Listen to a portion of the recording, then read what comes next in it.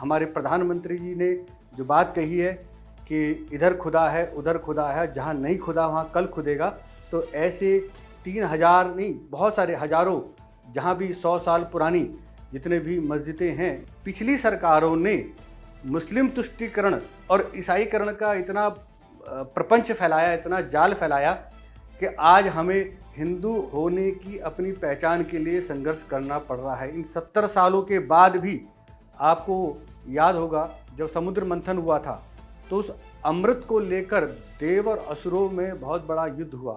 12 दिन तक कहते हैं कि जयंत ने वो कलश लेकर भागते रहे और राक्षसों से बचाते रहे। बाद में वो अमृत कलश शारदा सर्वज्ञ पीठ जहाँ आज है, वहीं पर ही एक पहाड़ी पर भूमि में दबा दिया गया। नमस्कार, हॉकफिट न्यूज में आप सभी का हार्दिक स्वागत है। आज हमारे साथ हमारे स्टूडियो में उपस्थित हैं आचार्य मदन जी, जो कि धर्माचार्य हैं और हिंदू धर्म की सर्वोच्च संत परंपराओं में से एक शारदा सर्वज्ञ पीठ, जो कि कश्मीर में स्थित है, बल्कि पीओके में स्थित है, उस शारदा सर्वज्ञ पीठ के शंकराचार्य जी के प्रतिनिधि एवं उनके महामंत्री आचार्य मदन जी आज हमारे साथ हैं। तो मुझे लगा कि जिस तरीके से आजकल न्यूज़ में तमाम बवाल चल रहा है, बहुत सारे मुद्दे चल रहे हैं, ज्ञानवापी से लेकर पृथ्वीराज मूवी में जिस तरीके से कहीं ना कहीं कमज़ोर दिखाया है चीज़ों को, हमारे पक्ष को, तो उन सब विषयों पर हम चर्चा करते हैं आज आचार्य जी के साथ। और मैं समझता हूँ कि जब बहुत सारी कन्फ्यूजन चल रही हो, चाहे काशी का विषय हो या सिद्धू मूसेवाला की मृत्यु का विषय कि पंजाब में आखिर किस प्रकार की खालिस्तानी राजनीति चल रही है, तो ऐसे गंभीर विषयों के समय पर गुरुओं के मार्गदर्शन में ही सबसे बढ़िया उत्तर हमें मिलते हैं। तो आचार्य जी, बहुत बहुत स्वागत है हमारे स्टूडियो में आज आपका। आचार्य जी, सबसे पहले तो आज हम बात करते हैं ज्ञानवापी विषय में कि ये जो ज्ञानवापी का मुद्दा चल रहा है, कुछ फव्वारे इसे फव्वारा बता रहे हैं, जबकि ये तो हमारे आराध्य देव महादेव हैं। तो आचार्य जी, इस विषय में आपका क्या कहना है? और ये भी पूछना चाहूँगा कि सरकार का जो स्टैंड है इस विषय में, वो कैसा लग रहा है? संघ का जो स्टैंड है, अभी मोहन भागवत जी का बयान भी आया है, वो आपको कैसा लग रहा है कि किस दिशा में चीज़ें जा रही हैं? ये बहुत अच्छा प्रश्न है आपका। देखिए जी, मोदी जी ने, अभी हमारे माननीय प्रधानमंत्री हैं और भारत के 130 करोड़ जनता के प्रतिनिधि हैं, 100 करोड़ हिंदुओं के भावनाओं को सम्मान करने वाले व्यक्ति हैं। अब उन्होंने एक रैली में ये बात कही कि इधर खुदा है उधर खुदा है, और जिधर खुदा नहीं है वहाँ कल खुदेगा। अब मोहन भागवत जी कहते हैं कि रोज़ रोज़ मस्जिदों के नीचे से शिवलिंग मत खोजो। ये दोनों विरोधाभासी बातें आ रही हैं। दोनों विरोधाभासी बातें होने के साथ साथ हिंदू भ्रमित हो रहा है। तो इसका एक ही बात है कि भाजपा के सारे प्रवक्ता इस समय टीवी चैनलों के अंदर एक ही बात कह रहे हैं कि हाँ, हिंदू इतिहास को पुनर्जीवित करने का सही समय है। और आप ये मानते हैं कि 2014 के बाद वो काम हो रहा है जो 1947 में हो जाना चाहिए था। भारत का विभाजन द्विराष्ट्रीय सिद्धांत के आधार पर मुसलमानों ने या अंग्रेजों ने कहें कि भारत के 3 टुकड़े कर दिए, पूर्वी पाकिस्तान, पश्चिमी पाकिस्तान और भारत। वहाँ तो इस्लामिक स्टेट स्थापित हो गया, शरीयत का कानून वहाँ चल रहा है, वहाँ इस्लाम को प्रमुख धर्म माना गया है। परंतु भारत में जो हिंदुत्व था, जो विविधता को समेटकर एक सूत्र में बांधने वाला जो हमारा संस्कार था, हमारी संस्कृति थी, सत्य सनातन वैदिक धर्म जो उसके मूल आधार में था, उसको जो राजकीय सम्मान मिलना था, मिलना चाहिए था, वो नहीं मिला। और बाद में हम एक सेकुलर स्टेट में कन्वर्ट हो गए। न केवल सेकुलर स्टेट में कन्वर्ट हो गए, जबकि पिछली सरकारों ने मुस्लिम तुष्टीकरण और ईसाईकरण का इतना प्रपंच फैलाया, इतना जाल फैलाया कि आज हमें हिंदू होने की अपनी पहचान के लिए संघर्ष करना पड़ रहा है। इन 70 सालों के बाद भी देखिए कि आज हिंदू इतिहास पर कोई फिल्म बनती है तो उस पर हल्ला गुल्ला शुरू हो जाता है। आज कहीं किसी भवन के नीचे से मंदिर के चिन्ह मिलते हैं तो हल्ला गुल्ला शुरू हो जाता है। स्वीकार नहीं कर पा रहे, पचा नहीं पा रहे। राम जन्मभूमि का केस सब पूरे देश के सामने रहा। 5 जजों की जो कोर्ट है, उन्होंने राम मंदिर के पक्ष में फैसला दिया। आज वहाँ पर भव्य राम मंदिर का निर्माण कार्य चल रहा है। भगवान श्री राम की पूजा अर्चना विधिवत हो रही है, जैसे कि 500 साल पहले तक होती आई थी। इसी प्रकार 3 मुद्दे थे, काशी में विश्वनाथ का और मथुरा में श्री कृष्ण जन्म स्थान का। ये 2 मुद्दे अभी और शेष हैं। ज्ञानव्यापी परिसर में जो महादेव आदिश्वर आदि विश्वेश्वर का जो प्रकट होना, ये बहुत बड़ा चमत्कार है। हम सबको इस बात को स्वीकार कर लेना चाहिए कि वहाँ महादेव तब से पड़े हुए थे जब से उनको एक तरह से कहते हैं कि जब देवता का विसर्जन करना होता है तो आपात स्थिति में हमारे हिंदू ब्राह्मणों ने वही किया, उनको जल में प्रवाहित कर दिया। इसे वराह विसर्जन के रूप में भी आप देख सकते हैं, क्योंकि जल के अंदर जो एक बार जल का भी जो कहते हैं कि ना पृथ्वी को निकालने के लिए वराह अवतार हुआ, तो जल पहले ये धरती जो थी जलमग्न थी, जब वराह अवतार हुआ तो फिर पृथ्वी प्रकट होने लगी। तो जिस पृथ्वी में जो कुछ पार्थिव देवता हैं उनको अगर विसर्जन करना है तो जल में ही विसर्जन करना होता है। इसी कारण से हमारे पूर्वजों ने उनकी सुरक्षा की दृष्टि से उस ज्ञान व्यापी कुएं के अंदर उनका विसर्जन कर दिया था। आज वो महादेव प्रकट हो गए हैं, हमें मिल गए हैं, तो हिंदुओं को चाहिए कि जैसे कि स्वरूपानंद शंकराचार्य जी ने ये कहा कि वहाँ पर उसकी पूजा अर्चना प्रारंभ हो जानी चाहिए। स्वामी अविमुक्तेश्वरानंद जी ने घोषणा कर दी है कि वहाँ पर महादेव का अभिषेक तत्काल प्रारंभ हो जाना चाहिए, क्योंकि देवता का भोग श्रृंगार पूजन इत्यादि में एक दिन का भी विलंब नहीं होना चाहिए। ये हमारे मान्यता ही नहीं है, ये हमारा संस्कार है, हमारी आस्था का केंद्र है। इसलिए कोर्ट ने जब मान लिया है कि अस्थायी रूप से वहाँ पर महादेव हैं और उसको सील कर दिया, सील ना करें, कोर्ट का फैसला जब आएगा तब तक हिंदुओं को वहाँ पूजा अर्चना करने की, अभिषेक करने की अनुमति मिलनी चाहिए। इस मामले में हम स्वरूपानंद शंकराचार्य जी के प्रतिनिधि स्वामी अविमुक्तेश्वरानंद जी की इस मांग का स्वागत करते हैं। अब रही बात भाजपा के और सरकार का इसमें क्या सहयोग हो रहा है। देखिए जी, जब ये काशी कॉरिडोर का जब निर्माण चल रहा था तो 186 हिंदू मंदिरों को, मकानों को, धर्मशालाओं को ध्वस्त किया गया। सैकड़ों शिवलिंग कूड़े की गाड़ी में ले जाए गए, उनको कोई देखने वाला नहीं था। दुख इस बात का है कि उसी समय जब ये ताज कॉरिडोर बन रहा था, चूँकि हमारी भावनाएं जुड़ी हुई थी यहाँ से, ज्ञान व्यापी से, ये विवाद चल भी रहा था, तो मोदी सरकार को चाहिए था कि मुसलमानों पर जिस प्रकार से 186 मंदिर सरकार ने अधिकृत किए, इस स्थान को भी अधिग्रहण कर पूरे काशी कॉरिडोर के साथ भगवान विश्वनाथ की भव्यता के साथ इसको भी सम्मिलित कर लिया जाना चाहिए था। क्योंकि अब कोर्ट के द्वारा जब वीडियोग्राफी हो गई और सारे प्रमाण देश की जनता ने देख लिए हैं कि तहखानों में भी मंदिर के चिन्ह मिल रहे हैं और अब कोई संदेह नहीं रहा, तो इसलिए अब सरकार को चाहिए कि इस पर, चूँकि कोर्ट में अभी मैटर है तो इसलिए सरकार का प्रत्यक्ष दखल कुछ नहीं है, परंतु हाँ हमारे प्रधानमंत्री जी ने जो बात कही है कि इधर खुदा है उधर खुदा है, जहाँ नहीं खुदा वहाँ कल खुदेगा। तो ऐसे 3000 नहीं, बहुत सारे हजारों, जहाँ भी 100 साल पुरानी जितने भी मस्जिदें हैं, जो लगता है कि ये मुग़ल पीरियड में हिंदू मंदिरों पर कब्जा कर उसको तोड़कर बनाए गए हैं, उनकी एक जांच आयोग अलग से बैठना चाहिए, जिस पर 91 का जो एक्ट है उसका कोई प्रभाव ना पड़े। 2014 से 91 एक्ट को, धर्म जो स्थान का जो अधिनियम एक्ट था, उस पर आधार पर हम 47 के पहले की यथास्थिति को हम मानने के लिए विवश हैं। परंतु देखिए कि जो ताज कॉरिडोर बना, उनमें जो मंदिर तोड़े गए वो मंदिर भी सैकड़ों साल पुराने थे। अगर इस एक्ट के हिसाब से अगर सरकार चलती तो उन मंदिरों को तो छेड़ा ही नहीं जा सकता था, क्योंकि वो पुरातत्व राष्ट्रीय धरोहर थे, 100 साल से पुराने मंदिर, और जबकि उनका सैकड़ों साल का पुराना इतिहास है।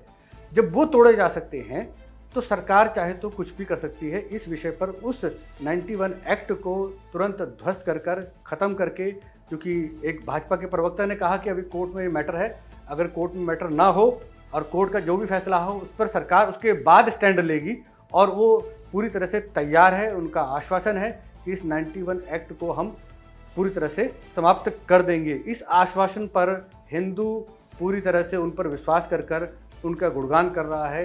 यह हम सबके लिए बड़े सौभाग्य की बात है कि आज मीडिया ने कम से कम इतिहास को पुनर्जीवित करने का जो बीड़ा उठाया है, उसके लिए हम उनके बहुत शुक्रगुजार हैं, ताकि आम जनता तक ये सोचने पे विवश हो गए हैं कि हाँ, कहीं ना कहीं मुग़ल आक्रमण के समय बहुत सारे अत्याचार हुए, वरना इस पूरे काशी नगरी में जहाँ चारों तरफ मंदिर ही मंदिर है, उसके बीच में एक छोटी सी मस्जिद का क्या काम। आचार्य जी, आप काफ़ी समय से कश्मीर का भ्रमण भी कर रहे हैं। जब कश्मीर में लॉकडाउन लगा था पहली बार 370 हटने का, उस समय भी आप शायद कश्मीर में ही थे और शारदा सर्वज्ञ पीठ के लिए भी आप लंबे समय से आंदोलनरत रहे हैं। आचार्य जी, इस समय जो परिस्थिति हो रही है कश्मीर में, आप भली-भांति इससे परिचित हैं। आए दिन हिंदूज़ जो हैं, कश्मीरी पंडित्स जो हैं, उनको स्पेशली टारगेट किया जा रहा है और सिर्फ कश्मीरी हिंदूज़ ही नहीं, कश्मीर के अंदर रहने वाले दूसरे राज्यों के भी जो हिंदू हैं, अभी राजस्थान के भी एक व्यक्ति थे, हिंदू थे, जिनको निशाना बनाया गया आतंकवादियों के द्वारा। तो क्या संदेश दिया जा रहा है सरकार की तरफ से, क्या संदेश दिया जा रहा है आतंकवादियों की तरफ से? और शारदा सर्वज्ञ पीठ का भी जो आंदोलन है उसके विषय में भी मैं चाहता हूँ आप प्लीज़ हमारे दर्शकों को बताइए। कश्मीर की समस्या पिछले कई वर्षों की, कई दशकों की पैदा की हुई समस्या है। आज वर्तमान में अगर हिंदुओं का फिर से पलायन हो रहा है तो इसका एक अर्थ आप ये भी निकाल सकते हैं कि इस समय सरकार द्वारा चलाए जा रहे ऑपरेशन से आतंकवादियों की जड़ें समाप्त हो रही हैं। वो अपने अस्तित्व की लड़ाई लड़ रहे हैं, इसलिए वो इस तरह की हत्याओं को अंजाम देने का प्रयास कर रहे हैं जिससे हिंदुओं का दबाव बनाया जाए और कश्मीरी पंडित घाटी छोड़ने पर विवश हो जाएं। परंतु सरकार की ओर से कोई कमी नहीं है, सेना पूरी तरह से वहाँ पर ऑपरेशन चला रही है। हम लोग शारदा सर्वज्ञ पीठ की ओर से पीओके को वापस भारत में लाने के लिए प्रयासरत हैं। पहले तो मार्ग खुले, भारत की जनता जो पिछले एक लंबे कई दशकों से उस महापीठ, शक्तिपीठ, जो 18 जो महाशक्ति पीठों में से एक है शारदा सर्वज्ञ पीठ, जहाँ पर आदि शंकराचार्य जी को जगत गुरु की उपाधि प्राप्त हुई और वहीं से ही शारदा के प्रतिरूप उन्होंने चारों मठों पर माँ शारदा को स्थापित किया, वैदिक पाठशालाओं को स्थापित किया, वैदिक मठों को स्थापित किया और 4 आचार्यों की नियुक्ति देश के 4 कोनों में उन्होंने की। उसी का प्रतिरूप है शारदा सर्वज्ञ पीठ का, जो चारों शंकराचार्य मठों में माँ शारदा की उपासना होती है। काश्मीर पूर्ववासिनी शारदा देवी बोलते हैं तो वो कश्मीर के जिस हिस्से में है आज वो हिस्सा पाकिस्तान के कब्जे में है। शारदा सर्वज्ञ पीठ के जगत गुरु शंकराचार्य स्वामी अमृतानंद देव तीर्थ जी के नेतृत्व में पिछले 18 वर्षों से हम शारदा सर्वज्ञ पीठ की मुक्ति के लिए संघर्ष कर रहे हैं। आज भी कश्मीर में उनका प्रवास चल रहा है और कश्मीर के LOC एरिया में जितने भी मंदिर हैं उनके रखरखाव की बात भी हम मांग उठा रहे हैं। उनके मंदिरों को पूजा अर्चना वहाँ विधिवत होते रहे, इस बात पर भी हमारा प्रयास चल रहा है और कश्मीरी पंडितों का पुनर्वास हो और पीओके के जो हिंदू भाई हैं, हिंदू सिख हैं, उनको भी उनके अधिकार प्राप्त हों, इसके लिए भी हम प्रयास कर रहे हैं। शारदा सर्वज्ञ पीठ जो आदि शंकराचार्य जी की आदि पीठ है, जिस पर बैठकर उनको जगत गुरु की उपाधि मिली और वहीं से वो चारों मठों को आचार विचार, दिशा निर्देश, संदेश, हर प्रकार के जो आवश्यक आचरण की बातें हैं, धर्म की बातें हैं, वहीं से वो बैठकर प्रचारित करते थे। कन्याकुमारी से लेकर कश्मीर तक ये बताता है कि भारत एक था, वैदिक सत्य सनातन धर्म ही हमारा एक धर्म था और चारों पीठों में देखें तो पूर्व से लेकर पश्चिम तक भारत एक है। उत्तर ज्योतिष पीठ से लेकर श्रृंगेरी पीठ तक भारत एक है। इस भारत की एकता को अगर कोई प्रतिनिधित्व कर रहा है तो वह है शारदा सर्वज्ञ पीठ। ये पीठ केवल भारत को ही प्रतिनिधित्व नहीं कर रही, जबकि इस पीठ में 4 दरवाजे थे, पूरब, पश्चिम, उत्तर, दक्षिण। दक्षिण जो दिशा है, कश्मीर से अगर आप दक्षिण दिशा देखें तो पूरा भारत आता है। पूरब से नेपाल से लेकर जापान तक के देश आते हैं, पश्चिम में पश्चिमी देश सारे यूरोपीय देश आते हैं, उत्तर में रशिया इत्यादि ये सारे देश आते हैं। तो एक तरह से समझा जाए, जब जगत गुरु की उपाधि माँ शारदा ने स्वयं दी तो ये पूरे विश्व की एकमात्र पीठ है। विश्व के समस्त वैदिक विद्वानों के, समस्त दर्शनाचार्यों के प्रतिनिधि के तौर पर एक व्यास पीठ कहें, एक जगत गुरु पीठ कहें, वो शारदा सर्वज्ञ पीठ थी। आज भी पीओके की जो वहाँ पे लोकल स्थानीय प्रशासन है, उन्होंने भी वहाँ पर शारदा यूनिवर्सिटी का बोर्ड लगा रखा है। ये एक शिक्षा का केंद्र था, धर्म की शिक्षा, वेद ज्ञान की शिक्षा, वैदिक संस्कृति की शिक्षा और नाना प्रकार की जो विद्याएं हैं उनकी शिक्षा का वो एकमात्र सबसे बड़ा केंद्र था। आपको याद होगा जब समुद्र मंथन हुआ था तो उस अमृत को लेकर देव और असुरों में बहुत बड़ा युद्ध हुआ। 12 दिन तक कहते हैं कि जयंत ने वो कलश लेकर भागते रहे और राक्षसों से बचाते रहे। बाद में वो अमृत कलश शारदा सर्वज्ञ पीठ जहाँ आज है वहीं पर ही एक पहाड़ी पर भूमि में दबा दिया गया ब्रह्मा जी के द्वारा, और उस पर शिला रूप में ढकने के लिए माँ शारदा ने शिला रूप धारण किया और शिला रूप में वो आज भी वहाँ विद्यमान है। उस स्थान पर अमृत है, उसके कण कण में अमृत है। कृष्ण गंगा नदी के वो पास में है और वहाँ पर मधुमती नदी भी बहती है।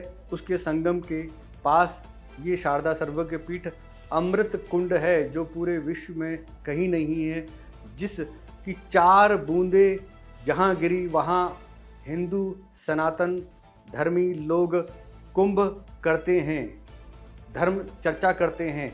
12-12 वर्ष में कुंभ का मेला लगता है, हरिद्वार, नासिक, उज्जैन और प्रयागराज। परंतु सोचिए कि 4 बूंदें जहाँ गिरी वहाँ इतने बड़े 12-12 वर्ष में महाकुंभ लग रहे हैं। लाखों करोड़ों हिंदू धर्माचार्य के सानिध्य में हिंदू श्रद्धालु वहाँ पर स्नान करते हैं, तीर्थ स्नान करते हैं, सत्संग करते हैं और पुण्य लाभ लेते हैं।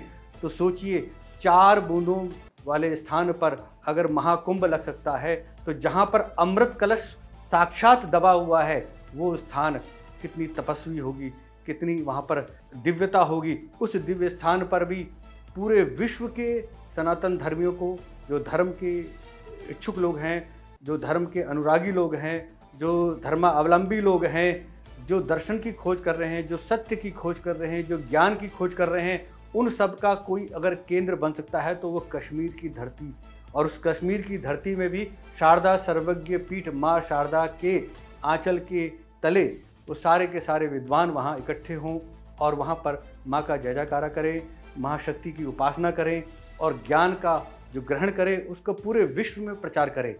यहाँ पर जो व्यक्ति जगत गुरु की उपाधि प्राप्त करता है वो पूरे विश्व में धर्म प्रचार के लिए, ज्ञान के प्रचार के लिए अधिकृत हो जाता है। ये शारदा सर्वज्ञ पीठ कोई साधारण पीठ नहीं है, ये इन चारों शंकराचार्य मठों के ऊपर सर्वोच्च पीठ है। जैसे 3 सेना अध्यक्ष के ऊपर 1 सेना अध्यक्ष आज भारत सरकार ने नियुक्त किया है, उसी प्रकार से चारों शंकराचार्य और 2 अवांतर पीठों के बाद अगर कोई सर्वोच्च पीठ है जो पूरे विश्व को प्रतिनिधित्व करती है तो वह है शारदा सर्वज्ञ पीठ। सर्वज्ञ का अर्थ होता है सारा ज्ञान जिसमें हो, सब दर्शनों को जो समाने की क्षमता रखता है, चाहे वो वैदिक धर्मी हो, वैदिक दर्शन हो या अवैदिक दर्शन हो।